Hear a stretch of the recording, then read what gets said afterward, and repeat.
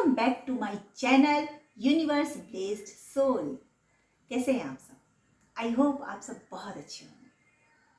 हम अपना वीडियो शुरू करें इसके पहले जो हमारी एक परंपरा है कि हम अपना श्लोक या मंत्र पढ़ते हैं, तो वो आज भी करते हैं। चलिए आप सब भी मेरे साथ ज्वाइन हो जाइए।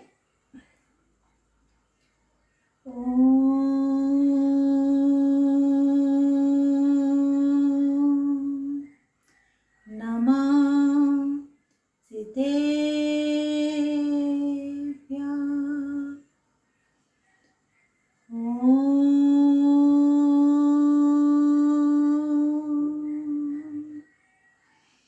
नमः सिद्धेभ्यः।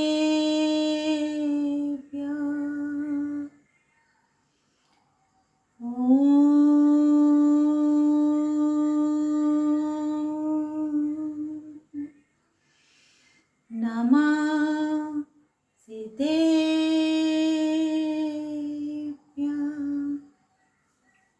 दोस्तों, कैसे हैं आप सब?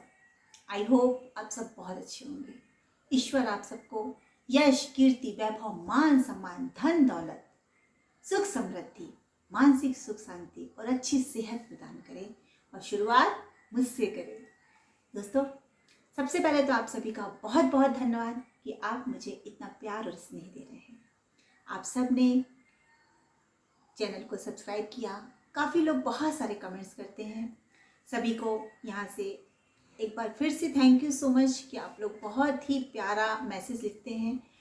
मैंने कोशिश करी है कि मैं सभी को पर्सनली रिप्लाई करूं। बाई चांस कोई मिस हो गया हो तो सॉरी फॉर दैट। और सभी को यहाँ से बहुत बहुत थैंक यू कि चैनल से आप जुड़े हुए हैं। दोस्तों, आज का हमारा वीडियो कुछ खास है। खास इसलिए है कि हमेशा से ही हर कोई चाहता है कि उसके जीवन में खूब सुख समृद्धि हो, खूब खुशियाँ हो, फैमिली हारमोनी हो। लेकिन सब कुछ चाहने से तो पूरा नहीं होता ना। कई बार हम उसके लिए प्रयास भी करते हैं। प्रयास करने के बावजूद भी कई बार हम उस लक्ष्य को अचीव नहीं कर पाते हैं जो हम चाहते हैं। सारी कोशिशों के बावजूद भी घर में कलह क्लेश बना रहता है, घर में नेगेटिविटी बनी रहती है, सुख समृद्धि नहीं आती है, पैसा है तो शांति नहीं है। तो ये सारी चीजें, हम कैसे इन सब चीजों से बच सकते हैं? क्या ऐसी चीजें हमारे साथ हो रही हैं जिनसे हम इन चीजों से बच नहीं पा रहे? कौन सी ऐसी वस्तु हमारे घर में पड़ी हुई है जो नेगेटिविटी फैला रही है? तो मेरी चाहत रहती है कि प्रतिपल आपकी जिंदगी में सुख समृद्धि का आगमन होता रहे, खुशियां आपके द्वार पे आती रहें और दुख दर्द परेशानियां बाहर की तरफ जाए, नेगेटिविटी बाहर जाए। तो दोस्तों, नया साल भी शुरू हो रहा है, तो हम प्रयास करते हैं कि नए साल से पहले अपने घर से उन सारी वस्तुओं को, उन सारी परेशानियों को बाय बाय कर दें जो आपके घर में परेशानियों का कारण है, ताकि आपके जीवन में आने वाला साल सुख समृद्धि और खुशियों से भरा हो। ईश्वर आपके घर में भर भर के सुख शांति दे। आपके घर से हंसी ठहाकों की आवाज ही घर से बाहर जाए। बाकी ईश्वर पे छोड़ दीजिए। आपके अच्छे कर्म तो आपको हमेशा उसका फल देते ही रहेंगे। तो छोटी छोटी सी टिप्स जो मैंने अपने वीडियो में शेयर की हैं कि आने वाले समय में आप कैसे इन चीज़ों को आप अपने घर से रिमूव करेंगे और सुख शांति का आगमन करेंगे। उन सारी चीज़ों को आज से ही शुरू करना है, ताकि आने वाला समय बहुत जल्द आपके लिए परिवर्तन लेकर आए और आपके जीवन में खुशियाँ लेकर आए। तो दोस्तों, देखते रहिए हमारा वीडियो। जैसा कि मैंने बताया कि नया साल शुरू होने वाला है और अपने जीवन के हर पल को हम लोग सुंदर बनाना चाहते हैं, खूबसूरत बनाना चाहते हैं। सभी की ये कोशिश, ये चाह होती है कि आने वाला साल भी हमारे जीवन में बहुत सारी सुख समृद्धि और खुशियाँ लेकर आए। तो आने वाले साल को हम कैसे खूबसूरत और सुख समृद्धि भरा बना सकते हैं, इसके लिए कुछ ज़रूरी टिप्स जो हम आज के सेशन में सुनेंगे, समझेंगे, वो अपने जीवन में आप उतारिए और लाभान्वित होइए। टिप्स नंबर 1, घर में यदि आपके यहाँ कोई भी टूटा हुआ कांच रखा हुआ है, कई बार हमारे खिड़की दरवाजे में कांच लगे होते हैं, टूट जाते हैं, हम उन्हें संभाल कर रख लेते हैं कि शायद इसको और कटवा लेंगे और छोटा करवा लेंगे, कहीं यूज़ में आ जाएगा, तो उसे मत रखिए। दूसरा, साथ ही आप ये देखिए कि घर में मिरर होते हैं, आईना होते हैं, हम उसे भी संभाल कर रख लेते हैं। चटक गया है, टूट गया है, चल तो रहा है, काम चल रहा है, लगा रहने दो। यहाँ पे लगा दिया, छोटा सा कहीं लगा दिया, यूज में नहीं आ रहा है तो कहीं किसी ड्रेसिंग में कोने में पीछे डला हुआ है। तो ये सारी चीजें आपके घर में नकारात्मक ऊर्जा पैदा करती हैं।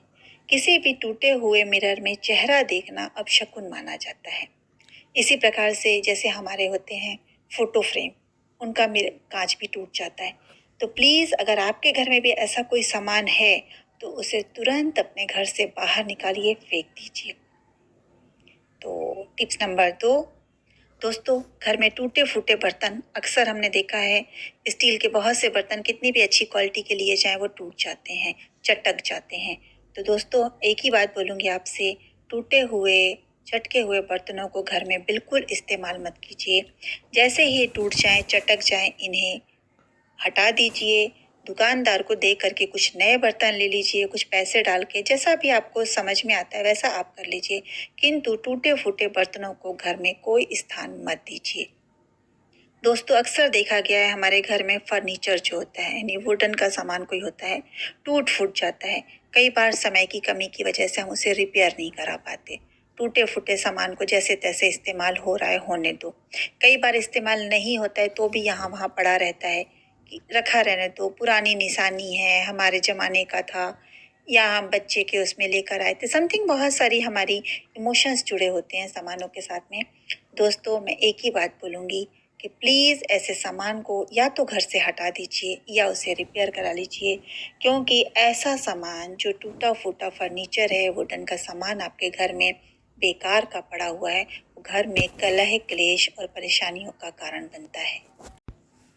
टिप्स नंबर 4, दोस्तों, अक्सर देखा गया हमारे घर में हम जूते चप्पलों का ढेर लगा लेते हैं। घर में 3 से 4 मेंबर होते हैं तो हमारे घर की पहनने के स्लीपर्स अलग, वॉकिंग के लिए अलग, ऑफिशियल अगर हम जा रहे हैं ऑफिस वगैरह तो उसके लिए अलग होता है, और आउटिंग पे जाते हैं उनके लिए, ऐसे कर करके एक ही पर्सन के 7-8 तरह के, 10 तरह के जूते चप्पलों का ढेर लग जाता है। और घर में अगर 4-5 पर्सन, समझिए 50-60 जोड़ी आपके घर में जूते चप्पलों का ढेर होगा। पहनने में तो इस्तेमाल एक बार में एक ही जोड़ा आने वाला है। तो दोस्तों, अगर ऐसे जूते चप्पलों का ढेर आपके घर में भी लगा हुआ है जो इस्तेमाल कम हो रहे हैं या टूट फूट चुके हैं या जिनसे आप बोर हो चुके हैं, तो प्लीज उन्हें अपने घर में स्थान मत दीजिए। आपको नहीं पता कि आप अपने घर में कितना बड़ा शनि का आगमन कर रहे हैं।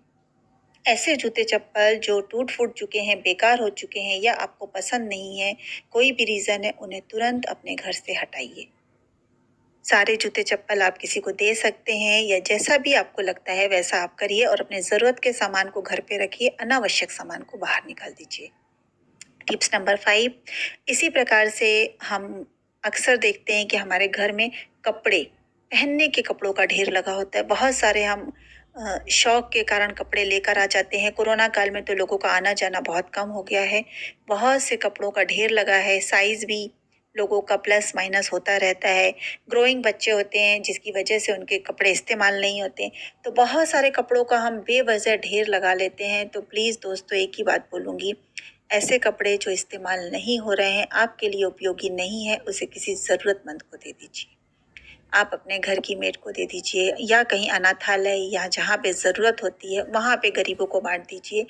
और कपड़े हमेशा एक ही चीज़ बोलूँगी, साफ स्वच्छ धो करके आयरन करके दीजिएगा किसी को, ताकि सामने वाला आपको दुआएं दे और उन कपड़ों का इस्तेमाल कर सके। तो दोस्तों, जूते चप्पल भी, और जैसा कि मैंने बताया कि अपने कपड़े भी, ज़रूरत से ज़्यादा अनावश्यक चीज़ों को अपने घर में मत रखिए। नकारात्मक ऊर्जा लाते हैं और आपके घर में शनि का आगमन करते हैं।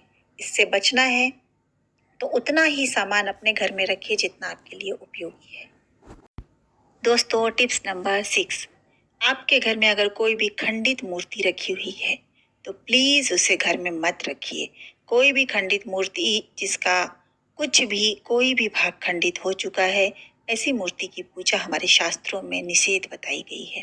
कोई भी मूर्ति है या कोई फोटो है भगवान का जो पूरी तरह से आपको नहीं दिख रहा है, कोई कट फट गया है या बहुत ज़्यादा पुराना हो चुका है, जिससे हम अच्छी तरह से भगवान के दर्शन नहीं कर पा रहे हैं, तो प्लीज़ एक ही चीज़ आपको बोलूँगी, इस प्रकार की मूर्ति या इस प्रकार की किसी भी फोटो जो कि खंडित हो चुकी है, फट चुकी है, उनको घर में रख करके नकारात्मक ऊर्जा का आगमन मत करिए। ये सारी चीज़ें हमारे घर में नेगेटिविटी को फैलाती हैं। इसलिए समय रहते नए वर्ष के पहले अपने घर में थोड़ी सी साफ सफाई करिए और ज़रूरत के सामान को घर में जगह दीजिए और जो सामान आपके ज़रूरत का नहीं है उन्हें हटा दीजिए। मूर्ति को आप या तो किसी जल में प्रवाहित कर दीजिए या किसी पवित्र स्थान या मंदिर वगैरह में उसको रखवा दीजिए। दोस्तों, टिप्स नंबर 7, अक्सर हमने घर में देखा है कि हमारे घर में इलेक्ट्रॉनिक सामान बहुत सारा इकट्ठा हो जाता है। बहुत सा ऐसा सामान होता है, हम सोचते हैं चलिए आज नहीं तो कल इसकी ज़रूरत पड़ेगी, ये स्विच पड़ा हुआ है, ये चार्जर पड़ा हुआ है, ये वायर पड़ा हुआ है, आज नहीं तो कल काम आ जाएगा। दोस्तों, एक चीज़ बताऊं, जो सामान आपके जीवन में 3 महीने तक उपयोगी नहीं होता है उस सामान को कबाड़ माना जाता है, यूजलेस माना जाता है। आप प्लीज जो भी सामान आपके यहाँ 3 महीने के अंदर उपयोगी नहीं हो रहा है, चलिए मैं आपको 6 महीने का टाइम देती हूँ, आप मान लीजिए 6 महीने तक अगर किसी सामान की जरूरत नहीं पड़ती है तो उस सामान को अपने घर से हटा दीजिए। इसी कैटेगरी में आपका आता है इलेक्ट्रॉनिक सामान, जैसे आपके घर के चार्जर, वायर, प्लग, स्विच जो भी आपने अपने घर में जोड़ रखे हैं कि आज नहीं तो कल आवश्यकता होगी इनकी, हम इस्तेमाल करेंगे। दोस्तों, उसे आज ही हटा दीजिए। आप शायद 100-50 रुपए बचाने के चक्कर में हजारों रुपए की शांति को घर से बाहर भेज रहे हैं और अशांति का आगमन कर रहे हैं। तो ये सारे सामान जो आपके घर में नकारात्मक ऊर्जा फैला रहे हैं, दोस्तों, इन्हें नए साल आने से पहले ही घर से बाहर करिए और सुख शांति का अनुभव करिए।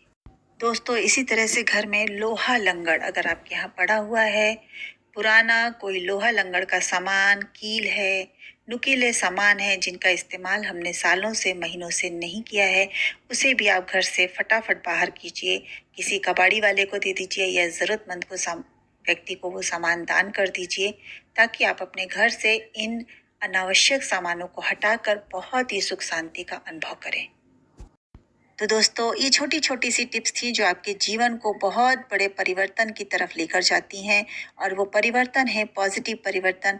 अपने जीवन में इन सामानों को जो आपके लिए उपयोगी नहीं है उन्हें हटा दीजिए और अपने जीवन में सुख शांति और खुशियों का आगमन कीजिए, पॉजिटिव एनर्जी का आगमन कीजिए। आप देखेंगे कि आपको पता ही नहीं चलेगा कि कब आपके घर में सुख शांति और खुशियों का आगमन हो गया।